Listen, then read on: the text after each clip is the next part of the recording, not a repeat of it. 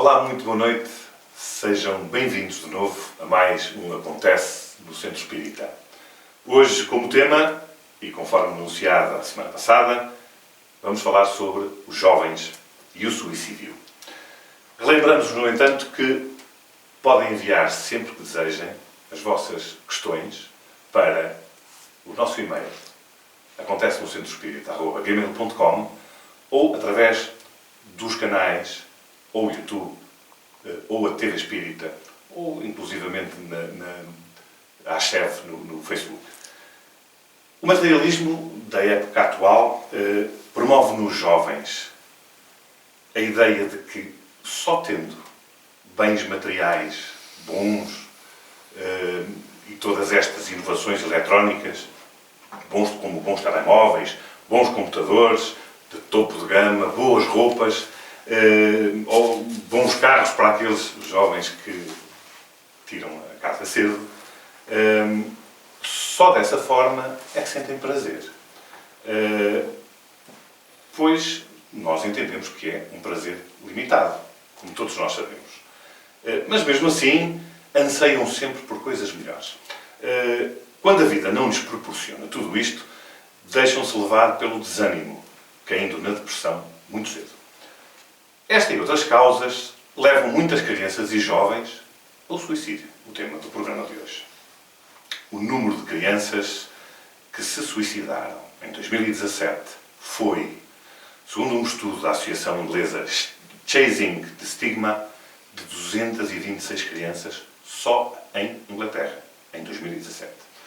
De acordo com a Organização Mundial de Saúde, entre 2002 e 2012, houve um aumento de 40% da taxa de suicídio entre crianças e adolescentes.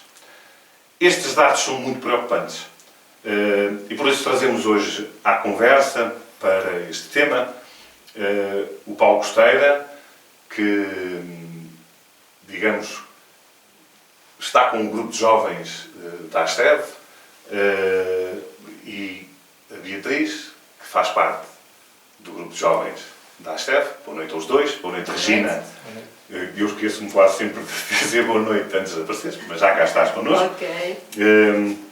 E eu colocaria uma primeira questão, que será para os dois, mas começando pelo Paulo, que também já foi jovem do grupo de jovens da ACHEV, juntamente comigo.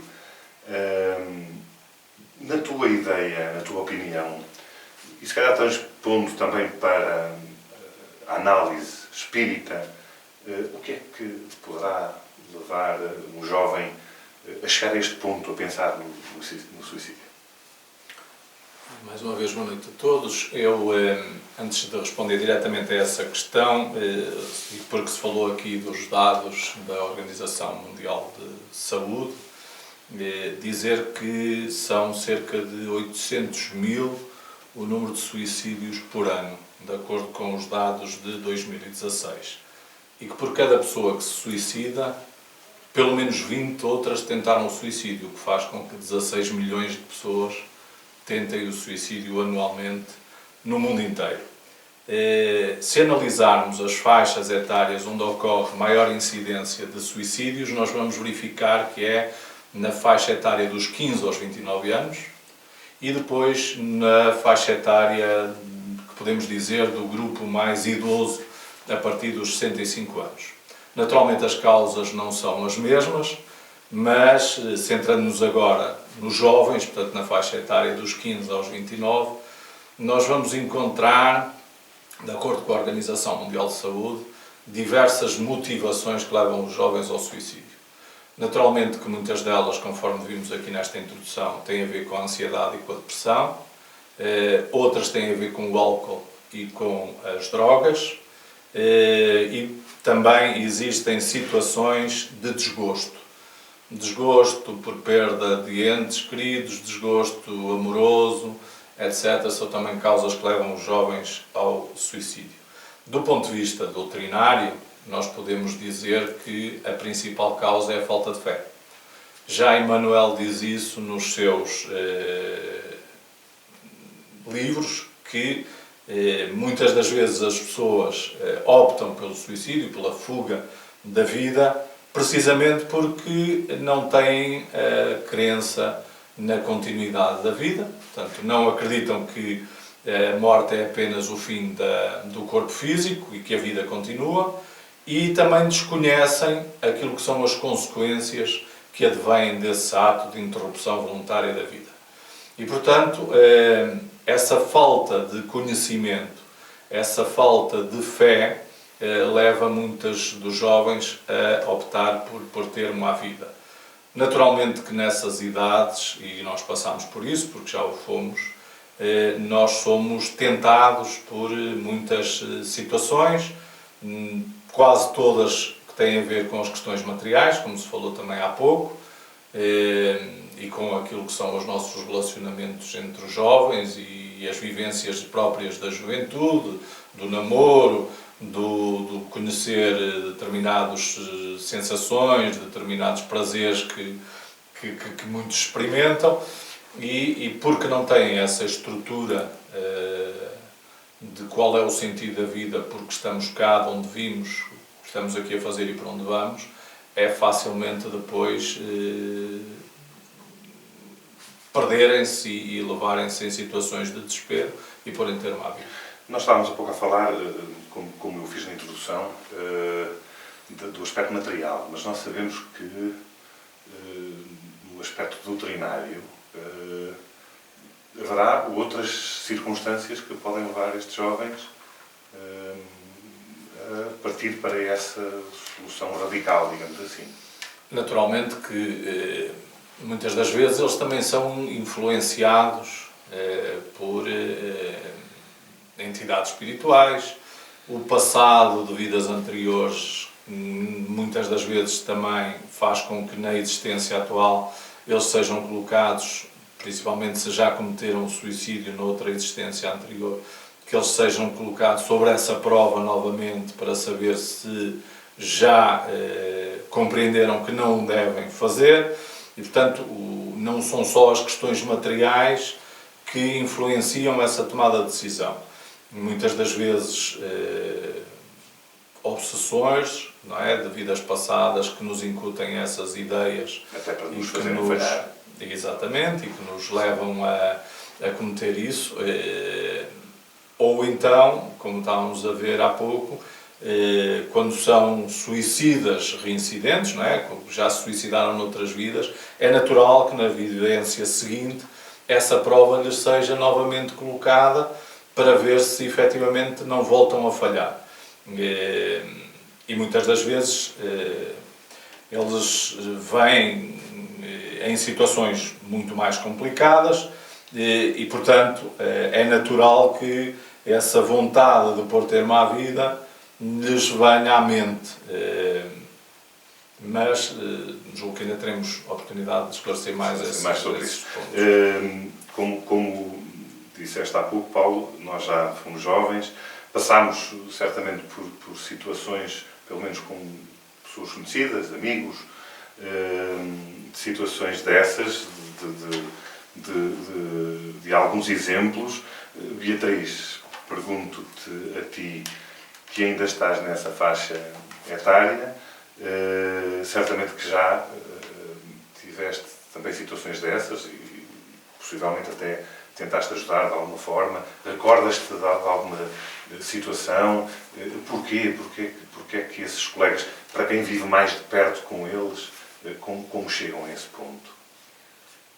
Por acaso, eu particularmente durante os meus anos de secundário tive um contacto muito direto com pessoas que realmente estiveram nessa situação e que pensaram em utilizar essa solução radical, como tu disseste há bocado. Mas lá está, nós, quando vamos para ver as causas, quando acabamos por perguntar às pessoas diretamente, se, por exemplo, temos duas vertentes. Já tive pessoas que me disseram, eu já perguntei, gostavas de pôr termo à tua vida? E uns diziam-me que sim, e outros diziam-me que sozinha talvez não, mas se acontecesse também não me importava. Tive essas duas respostas. E quando eu perguntava porquê, lá está, a pessoa em questão, quando tem na sua cabeça a vontade de pronto, de cometer o suicídio, ela não nos consegue explicar sucintamente o porquê. Mas poderá ter a ver com muitas outras, Muitas outras coisas, nem só o bullying, por exemplo. O bullying é considerado a razão principal, a razão com... Pronto. Há mais incidência em pessoas, do suicídio em pessoas que sofreram bullying, tanto virtual, como físico, como psicológico, porque a verdade é que está em todo lado, mas depois temos os estándares da sociedade atual, que foi aquela situação material, dos carros, das roupas, de estatutos, que acabam por influenciar muito as pessoas que são um bocadinho menos resilientes a esses fatores e acabam por se isolar porque não se sentem integrados naquilo que é considerado a sociedade jovem agora. Daí haver muitos rótulos, em especial no período da saída do básico, entrada do secundário, a estender-se um bocadinho para o início da universidade, mas a partir daí, pronto, já são mundos diferentes, mas em especial, focando no secundário, há muitos rótulos, há muitos grupos que se distinguem e uma pessoa consegue distinguir, por exemplo, agora aquela situação da comunidade LGBTI. Claro que gera muitos problemas e muita gente, quer dizer, toda a gente sabe que há muitos casos de pessoas dentro dessa comunidade que já tentaram ou realmente o fizeram, porque lá está, como não são um básico, aquilo que se vê, não são o normal daquilo que é considerado uma sociedade, pronto, é a heterossexualidade, né? É o nosso normal, é aquilo que até vem de Adão e Eva, vem da Bíblia e tudo, pronto, estão fora do normal, acabam por ser um bocadinho negligenciados, lá voltamos outra vez ao bullying, acabam por se isolar e, como é tanta coisa, eles não sentem que têm algo onde se agarrar, pronto, como se levantar, um porto seguro, acabam por chegar a isso. Mas lá está, depois temos aquelas pessoas que nós realmente não percebemos porquê. Será que é porque não encontram rumo na vida, não sabem como...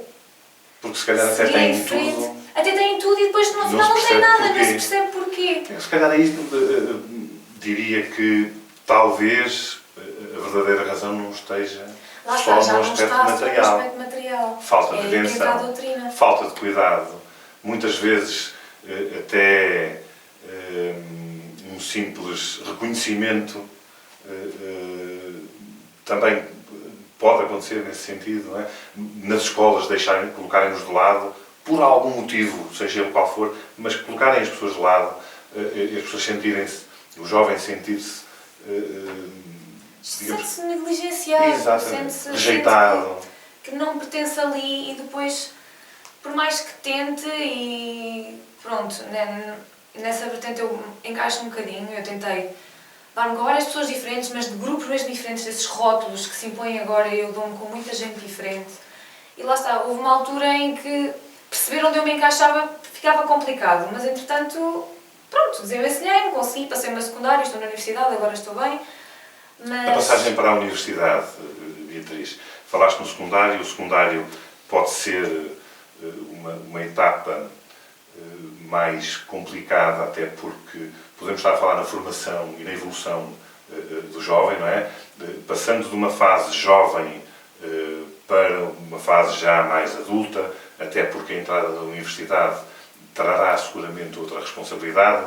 Dás-te conta disso também? Ou já há um equilíbrio diferente, ou uma forma de estar diferente? O que é que... Pessoalmente, a passagem para a universidade teve as suas diferenças. Eu noto muita diferença mais a nível pessoal do que a nível de ambiente e a nível escolar, académico. Por exemplo, este ano que passou, foi o meu primeiro ano de faculdade, eu estive... Pronto, a minha cabeça já estava mais focada para outras coisas, eu já não queria saber aqueles dramas todos básicos de secundário, vá por assim dizer, que é onde nós damos mais atenção àquilo que as pessoas pensam e àquilo que as pessoas acham e fazem para connosco, ou aquilo que nós fazemos, acaba por dar-nos um bocadinho mais... faz-nos ficar um bocadinho mais ansiosos em tudo o que fazemos e em tudo o que dizemos, pronto. Porque lá está, aquilo que nós queremos ainda dentro do secundário é agradar, é estar integrado, lá está. A minha passagem para a universidade foi mesmo... Não, deixei-me disso. Eu, inclusive, no primeiro semestre, nem fazia grandes amigos porque simplesmente não estava muito virada para aí. Tinha a minha cabeça no curso, era o curso que eu queria fazer. Entretanto, depois com a praxe e fui conhecendo muitas pessoas, tive os meus padrinhos, agora estou muito mais incluída, mas em termos de ambiente, e foi aquilo que mais me fez afastar um bocadinho das pessoas no primeiro semestre, ainda há sempre intrigas, há sempre aqueles joguinhos psicológicos e aquela eu sou melhor que tu, ou... Mas sabes que os jogos e as intrigas acompanham-nos, infelizmente, durante toda a nossa vida. Mas lá está, houve uma pequena ilusão. As pessoas já não querem então saber dessas coisas como queriam antes. E parecendo que não, de um ano para o outro, acaba por ser uma evolução bastante grande, é uma diferença muito grande. Vamos reter aquilo que estás a dizer e vou-vos convidar, Regina, também, para que possam participar nesta análise, porque realmente eu acho que é extremamente benéfico falarmos sobre isto. Na parte, virando-nos um pouco mais para a parte doutrinária, Paulo, obviamente nós sabemos que a doutrina nos ensina isso, que todos nós temos um livre-arbítrio para fazer aquilo que entendemos da nossa vida, mas será que alguém poderá dispor assim, dessa forma, da vida, ao ponto de lhe colocar um termo? Essa questão foi colocada por Allan Kardec, não é? A espiritualidade. No Livro dos Espíritos, ele pergunta exatamente se temos o direito de dispor da vida. E a espiritualidade vem taxativamente dizer-nos que não. Que esse é um direito que assiste a Deus. E já agora, no seguimento dessa pergunta, coloco-te outra, que está no encadeamento, e é o que é que acontece àquilo que se suicida. E, portanto, como nós não temos o direito de dispor da vida, se o fizermos, nós estamos a transgredir essa lei. E, naturalmente, que essa lei trará consequências para aquele que o faz, não é? Aquilo que nós encontramos, e a doutrina relativamente aos livros da codificação é muito clara nesse aspecto. Portanto, nós temos no 4º livro do Livro dos Espíritos, como sabem, está dividido em 4 partes, no 1º capítulo, um conjunto de questões que têm a ver com o suicídio.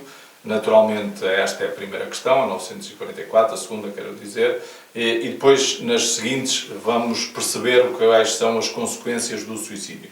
Mas também no livro O Céu e o Inferno, temos muitos relatos de espíritos, não é, que cometeram o suicídio e que vêm dizer aquilo que estão a passar após esse termo, esse cobro à vida. E nós vamos ver que, nos relatos que eles manifestam, e naquilo que a doutrina nos ensina, que as consequências não são iguais para todos os suicidas. Porque as causas que levaram ao suicídio também não são a mesma. Ou seja, há atenuantes algumas das vezes, porque a pessoa que decidiu por ter uma vida era ignorante em relação a um conjunto de questões e, portanto, fê-lo sem saber que isso era um crime, por assim dizer. Outros há que, tendo esse conhecimento, põem ter uma vida e, portanto, a consequência será mais danosa. Outros há que põem ter uma vida em prol, se calhar, da família ou dos filhos, como é o caso no relato no Céu e o Inferno, em que o filho tinha sido destacado para a guerra, e o pai, para impedir que ele fosse para a guerra, suicida-se, porque assim a mãe ficava viúva e ele já não era mobilizado. E, portanto, naturalmente que as atenuantes do ato em si, só Deus é que sabe, e só Deus é que sabe as consequências que daí advém. No entanto, quase todos relatam uma consequência que é comum a todos, que é, muitas das vezes, o espanto que têm quando veem que aquilo não pôs cobro àquilo que era a vontade deles por fugir a determinadas situações. Achavam que o suicídio ia ser o fim e ficava tudo resolvido.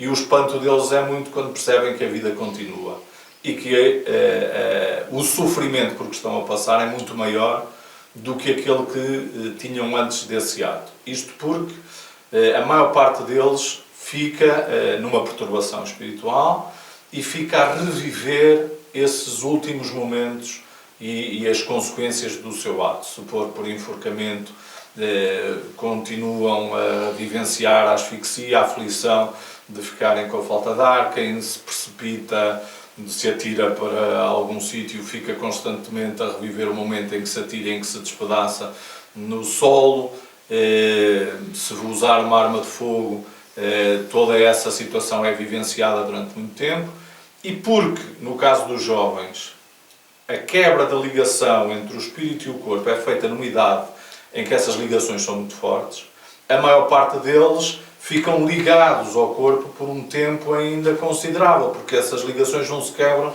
imediatamente. Então nós vemos relatos de muitos deles de alguma forma descreverem o momento em que o corpo se vai decompondo e eles vão sentindo essa decomposição, o que faz com que o sofrimento que advém desse ato é, na maior parte das vezes, superior àquilo que era a vida deles antes de cometerem essa situação.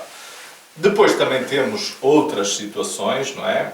Que a doutrina nos explica, que há estas consequências imediatas, mas também há consequências depois a longo prazo, nas vidas seguintes, ou seja, muitas das situações que fazem com que um suicida na vida seguinte venha com problemas físicos graves, têm a ver com o processo que ele utilizou para pôr termo à vida.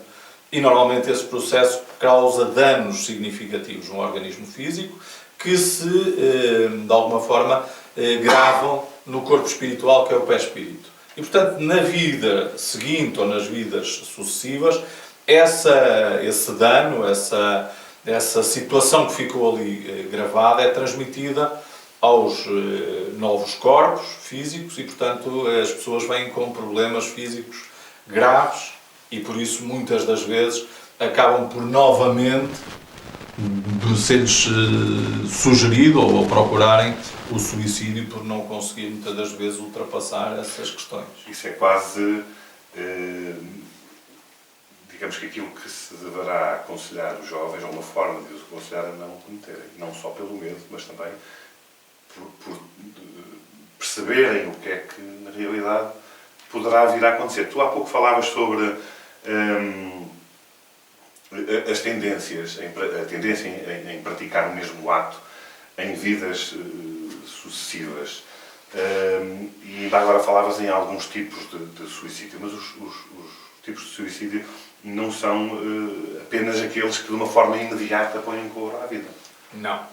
Ou seja, tudo o que nós fazemos que abrevie a nossa existência física, material, é uma forma de suicídio.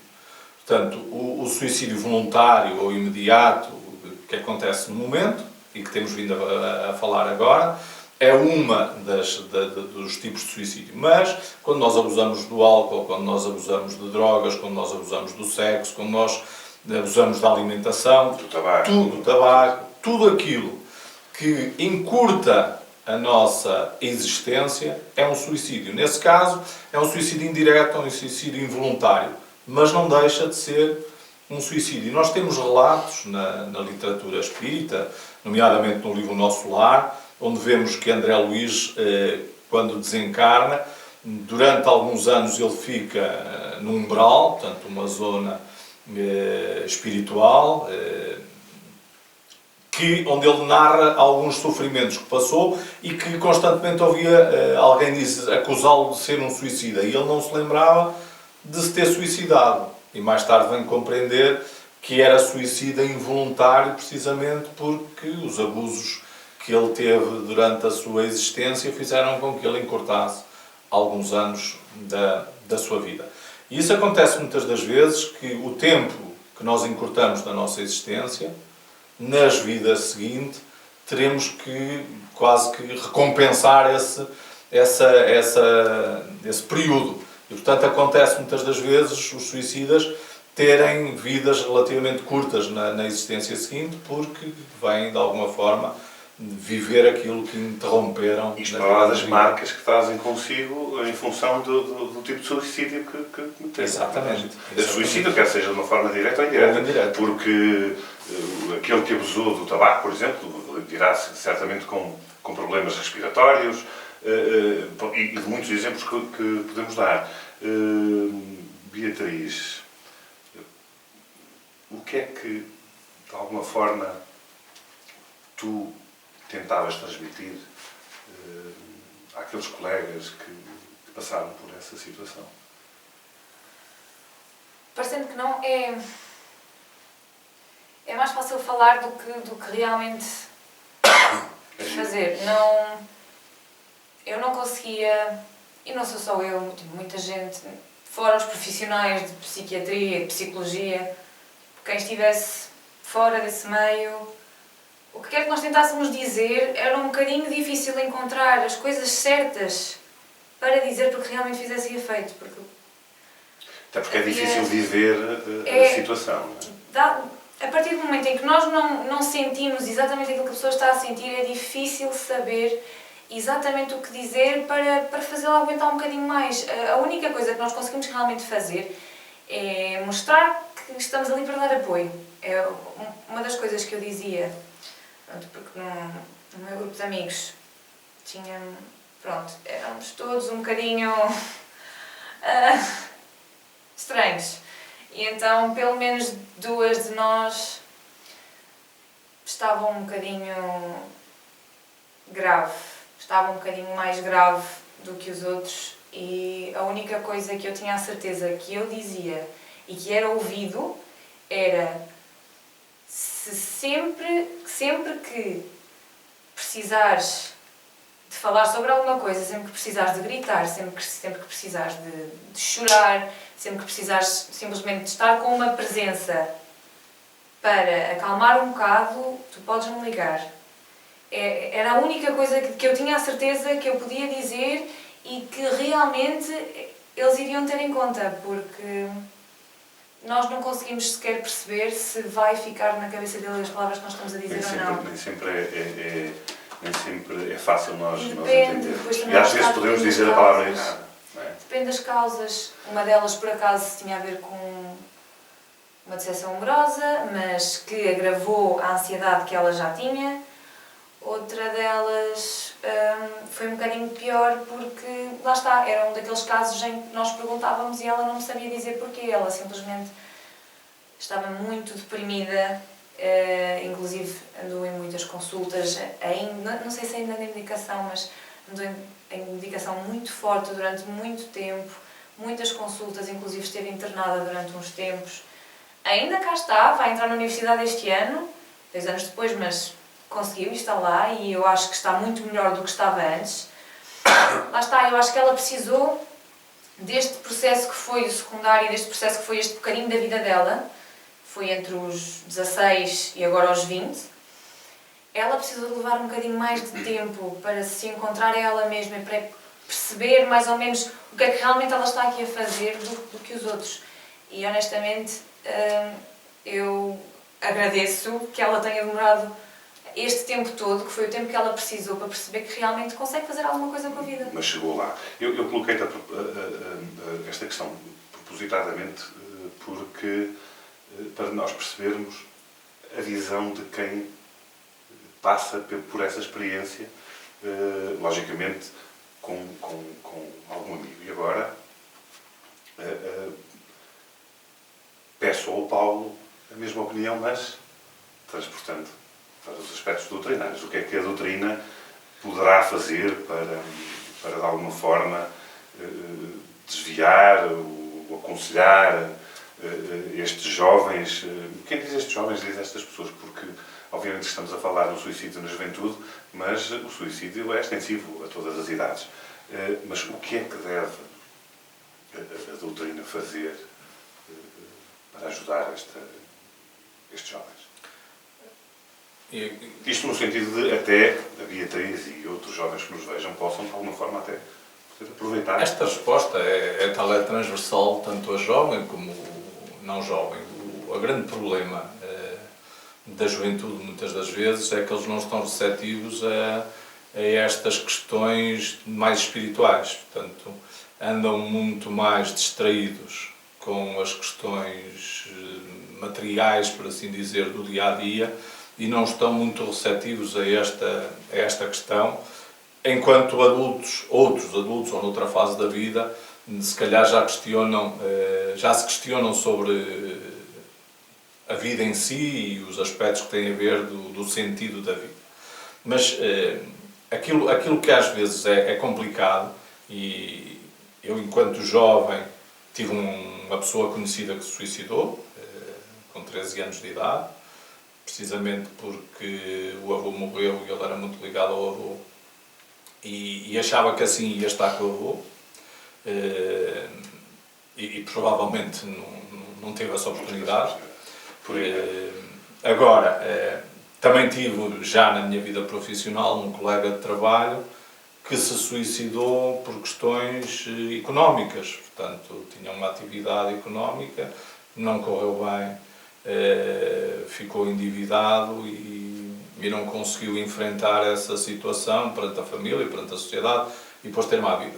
E aquilo que muitas das vezes é complicado é que nós estamos ali ao lado das pessoas e não nos apercebemos dos seus dramas. Ou seja, se a pessoa não procurar ajuda, se a pessoa não der um passo, muitas das vezes nós não conseguimos ajudar porque não sabemos aquilo que se passa diretamente com cada um. No entanto, o fundamental da doutrina espírita, aquilo que é essencial, quer jovens, quer não jovens, compreendam, é que o suicídio nunca é a solução, porque não põe termo a nada, a não ser à vida material. Porque a vida continua. Porque a vida sendo única, o espírito sendo imortal, não é a solução para os problemas, seja ele qual for, o interromper a vida física. E, portanto, o que é que nós temos que fazer a essas pessoas? Esclarecê-las desta questão. Portanto, educá-las espiritualmente do ponto de vista de que percebam o porquê que estão aqui e o que é que têm que fazer nesta oportunidade que lhes é concedida da sua vida física. E perceber que isto é apenas uma etapa da sua trajetória. Enquanto não for fácil compreender isso, dificilmente as pessoas vão aceitar as expiações, as provas, as dores, o sofrimento, aquilo que são as situações que nós causamos. Que é importante que também compreendamos que Deus não castiga ninguém. Portanto, se nós estamos a passar dificuldades neste momento, se nós estamos a sofrer, somos vítimas de preconceitos, se somos vítimas de discriminação, se temos um problema amoroso, uma rejeição, ou baixa autoestima, ou o que for, isso é consequência daquilo que tem sido a nossa conduta e os nossos atos no passado. E, portanto, nós é que somos a causa desta situação. Portanto, se compreendermos isso, mais fácil estamos para nos predispor a aceitar essas consequências, porque sabemos que fomos nós os criadores delas. Não compreendendo isso, fica complicado olhar para o lado e ver umas pessoas que aparentemente têm tudo e são felizes, e nós não, e não temos nada, ou vivemos neste desespero e neste sofrimento. Eu queria chamar a atenção que nós podemos encontrar muita informação sem ter que vir à casa espírita, não é?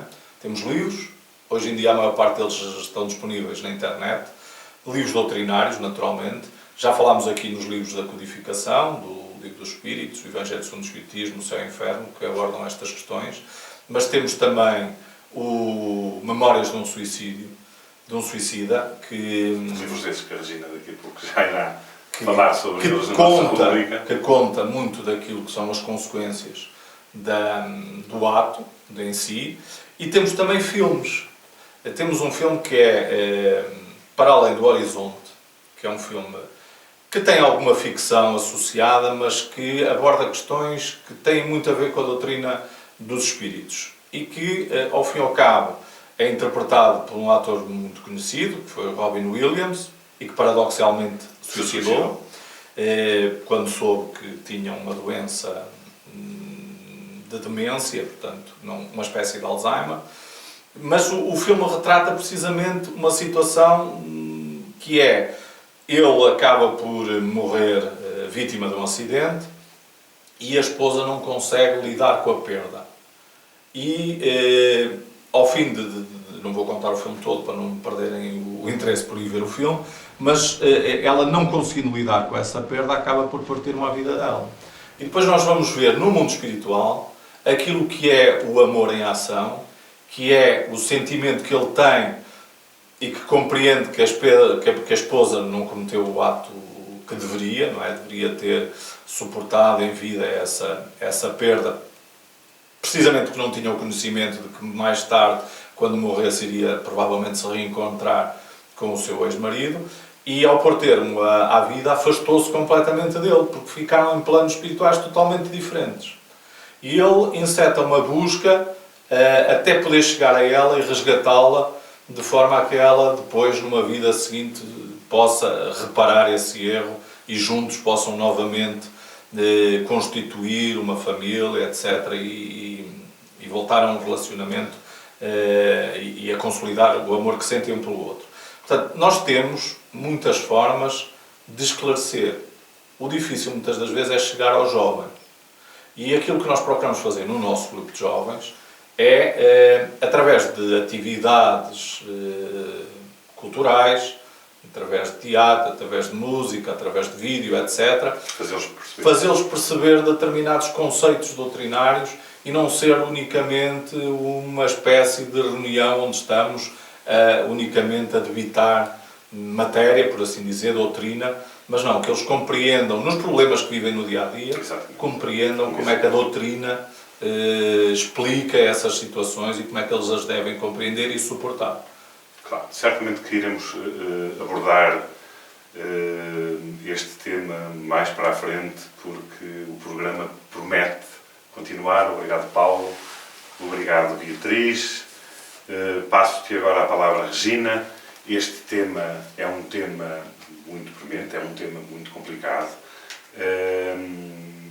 A nossa literatura, o Paulo já falou há pouco sobre alguns dos livros que tu tens aí. Ainda bem que estamos em sintonia. Exatamente. Aliás, eu ia dizer que um dos exemplos, a Regina vai falar sobre o livro, é precisamente o filme. Mas eu queria, até já falaste no filme, eu estava agora aqui a lembrar-me da telenovela brasileira A Viagem. Não sei se já é bastante antiga, já é do final dos anos 80, talvez, princípios dos anos 90, já não recordo bem. Apesar de que os brasileiros têm muito mais facilidade em falar sobre este tema, estes sim, temas. Até porque realmente o espiritismo no Brasil tem, digamos, uma divulgação muito grande. Seja como for, há muitos casos, e estivemos aqui a falar do que acontece na juventude, mas eu só gostaria de recordar da importância da educação, reforçar em relação aos pais, a educação das suas crianças, precisamente logo, desde pequenos, o temor à morte. E é precisamente assim até que porque ninguém está livre de que aconteça alguma coisa. A criança pode vir de uma família a questão é que há o temor da morte incutido, pronto, está enraizado na nossa sociedade de que morremos e tudo acaba, não é? Tirando aqueles, não é, que espiritualistas, não me refiro só a espíritas, mas espiritualistas já vão acreditando, inclusive o catolicismo também acredita que a alma sobrevive à morte do corpo. Nesses casos, se a criança teve uma educação moral, não é, à partida confrontada com estes momentos de angústia, provavelmente pensa duas vezes antes de o fazer. Portanto, é importante os pais, sejam as crianças aparentemente felizes ou não, que transmitam esses valores morais, não é? Para que depois, numa altura das suas vidas, em que se torna mais complicado, elas possam ter essa base para poder decidir convenientemente. Ora, o céu e o inferno, hoje o livro que trazemos, que propomos para vós, que estão a ouvir-nos a sua leitura, também de Allan Kardec, o Paulo já fez referência a ele, fez referência inclusive aos testemunhos de alguns suicidas, mas é importante lê-lo porquê? E penso que grande parte dos espíritas não lê este livro. E, no entanto, ele é fundamental, porque começa logo por falar porquê do temor da morte e porquê que os espíritas não temem a morte. Falam-nos do que é o céu e o inferno, na ótica espírita.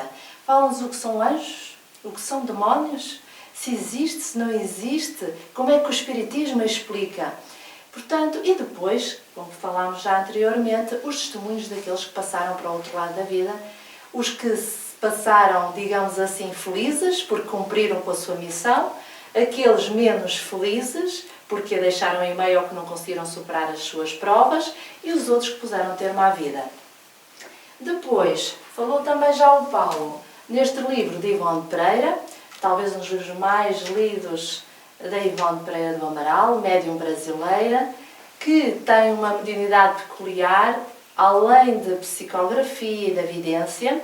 Ela é transportada ao lugar onde decorrem certos acontecimentos, visualiza-os, depois retorna para contar tal e qual aquilo que viu. E então este livro é impressionante. Memórias de um Suicida retrata tudo aquilo por que passou o espírito daquele que foi conhecido escritor Camilo Castelo Branco. Camilo Castelo Branco pensa que pôs termo à vida e tudo acabou. Não é? Após a cegueira, não conseguiu mais sobreviver ao facto de não poder raciocinar e escrever como antes. E então pensou que finalmente se libertava desse handicap. Mas não, tudo continuou e então Ivone Pereira vai descrever os lugares por onde ele passou, os momentos complicados e difíceis no umbral, no Vale dos Suicidas. É bom que as pessoas tenham conhecimento disso, é bom que a gente fale e mostre realmente, por isso eu chamei a atenção da viagem, mostrava aqueles locais tremendos, não é? Que Dante quase que descreveu como se fosse o inferno. Portanto, porquê? Porque eles vivenciam aqueles momentos repetidamente. E então, quando estamos juntos, mais que uns suicidas, 2, 3 e 4 e milhares de pessoas que passam por o mesmo, é de imaginar um plano onde realmente seja difícil e sufocante permanecer por lá. Bom, ele é salvo, entre aspas. Ele é protegido como todos nós somos e há quem lhe dê a mão e o levam para o hospital. E nesse hospital ele vai descobrir que afinal a vida continua. Entretanto, falamos também o Paulo no nosso lar, no primeiro livro da coleção que nós conhecemos como André Luiz, ditado pelo Espírito André Luiz. Não vou demorar mais tempo, isto serve apenas para aqueles que estão em casa e que não leram, anotarem agora, neste pequenino tempo, o nome do livro, o autor, Franciscano Xavier, ditado pelo Espírito André Luiz, que, como já tinha falado o Paulo, pensou que não se tinha suicidado e realmente veio descobrir que a sua vida boémia, apesar de médico e ter ajudado muita gente, o excesso do álcool acabou por levar à destruição do próprio... O tal suicídio indireto que falávamos é bom relembrar, exatamente, mas que traz consequências, isso quase é bom também reforçar a ideia de que, após o suicídio, tudo aquilo que nós fazemos ao nosso corpo, não é, fica no nosso perispírito. É por isso que aquele corpo semi-material que nos acompanha sempre, que é o invólucro do espírito, vai levar essas marcas. E não raro, pessoas têm problemas graves, sinalizados, físicos, sinalizados no que foi, portanto, as marcas do passado, não é? Onde fizeram mal ao corpo, numa vida seguinte é natural que o perispírito vai impregnar do próprio corpo esses problemas. E é isto a nossa doutrina. Fantástico. Seria de todo importante que todos pudéssemos aprender um pouco mais, porque realmente, dentro destas questões que muitas vezes possam parecer dolorosas, não é? Os ensinamentos são, sem dúvida nenhuma, fantásticos, porque são de uma elevação enorme. Obrigado a todos, mais uma vez. Regina, pelos seus esclarecimentos da literatura vastíssima que temos. Lembro que vamos trazendo alguns livros, mas que existem muitos mais. E agora vamos falar sobre a outra rúbrica que temos também no nosso programa Acontece no Centro Espírita. Vamos falar sobre os eventos. E escolhemos 2 eventos para o programa de hoje. No dia 13 de outubro decorrem as 10ª Jornadas de Arte e Cultura Espírita de Aveiro. Este ano apresentam um espetáculo com o tema Esperanças e Consolações no Cineteatro São Pedro, em Águeda. E que vão contar com a presença, entre outros, do músico brasileiro Moacir Camargo. Portanto, retenham a data 13 de outubro, em Águeda, no Cineteatro São Pedro. Nos dias 26 e 27 de outubro realiza-se, em França, em Villeneuve-d'Ascq, o primeiro Seminário Nacional de Magnetismo, organizado, e eu vou tentar traduzir para o português, pela União Espírita Francesa e Francófona. Union Spirit Française et Francophone. penso que é assim que se lê. Estas inscrições estão abertas e podem fazê-la através do www.usff.fr.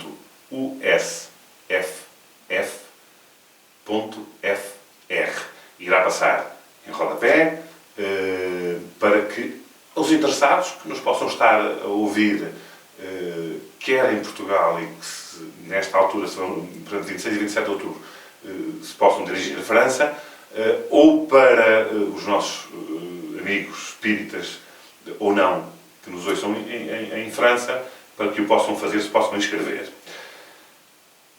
Conforme temos vindo também a anunciar, temos falado sobre o primeiro congresso da Unispírita. Hoje vamos ouvir um dos seus intervenientes e o seu organizador ou co-organizador, Dr. Sérgio Filipe de Oliveira. Vamos agora ouvir um pequeno excerto. Ele fez-nos muito carinhosamente esta gravação. Para escuta.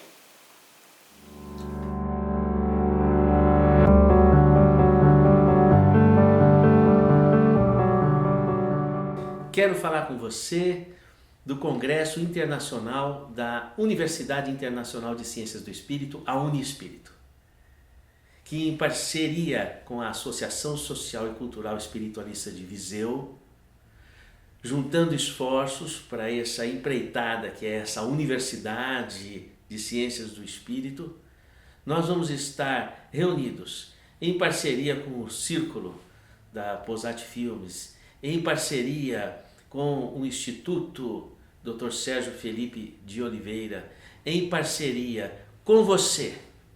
Nós vamos unir esforços. Você que é cidadão português, cidadão brasileiro, cidadão angolano ou de qualquer parte do mundo, da Europa, da América do Sul, da América do Norte, da Ásia, unirmos esforços para interrelacionar ciência e espiritualidade. Nós vamos estar falando de uma medicina do futuro, nós vamos estar falando dos problemas que estamos vivendo e para onde vamos. Nós vamos estar falando das interrelações, dos avanços da ciência com aquilo que é a ancestralidade do conhecimento espiritual. Vamos fazer uma parceria, unir nossos esforços para levantar novos paradigmas. Talvez, quem sabe, uma peça daquilo que Fernando Pessoa entendia como o Quinto Império, novas perspectivas para uma humanidade. Parceria também com o nosso querido professor Mário Simões, com nossa querida Marbrisa, o professor Carlos Mariano de Angola, o Pietro, estudante de medicina, o Posati, com toda a sua pujança de olhar para o futuro, Coronel Costeira, nossos amigos do ACEV de Viseu, Anabelle Cardoso com a comunicação de equipamentos com a espiritualidade, como a ciência está vendo isso, Paulo César Frutuoso com a sua prática médica integrada com a espiritualidade, com os fenômenos da espiritualidade. E vamos estar contando com tua presença para a gente fundamentar esses novos paradigmas. Congresso Internacional da Uniespírito, Portugal, Viseu, 15, 16, 17 de novembro de 2019. Estamos juntos. Um forte abraço. Até lá.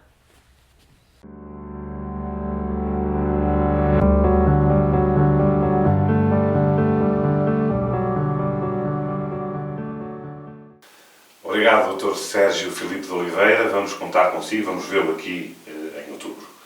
Regina, temos também outra novidade relativamente às questões, que já temos algumas que foram enviadas para o e-mail acontece-no-centro-espírita@gmail.com.